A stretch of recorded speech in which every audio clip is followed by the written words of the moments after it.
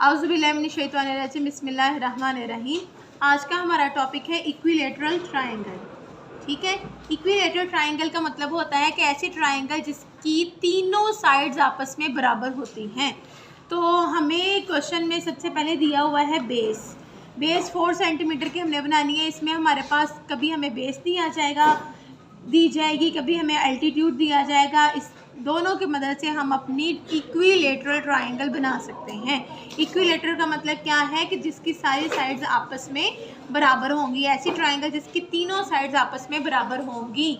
तो हमने बनानी है इक्विलेटरल ट्रायंगल। इसके लिए हम बना रहे हैं सबसे पहले एक लाइन जो कि हमें दी गई है कि 4 सेंटीमीटर की आप एक लाइन बनाएं।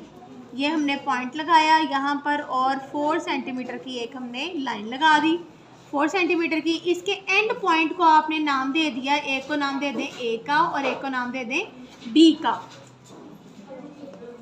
और फिर हम करेंगे कि यहाँ पर अपनी कंपास रखेंगे ए पॉइंट पर और इसको हमने खोलना है बी पॉइंट जितना। ठीक है, इसकी मदद से अब हम करेंगे एक आर्क लगाएंगे। हमने यूँ एक आर्क लगा दी। सेम यही प्रोसेस हम रिपीट करेंगे दूसरी साइड पर। बी पॉइंट पर रखा, ए तक खुला हुआ है हमारा और एक हमने आर्क लगा ली। दोनों आर्क्स ने एक दूसरे को कर दिया कट।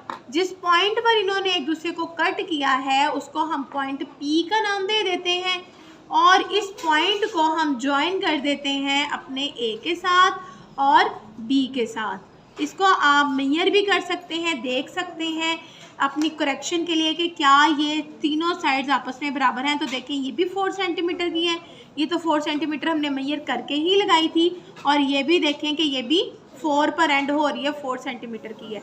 तो ये हमारे पास हमारे रिक्वायर्ड ट्रायंगल हमें हासिल होगी जो कि इक्विलेटरल ट्रायंगल थी।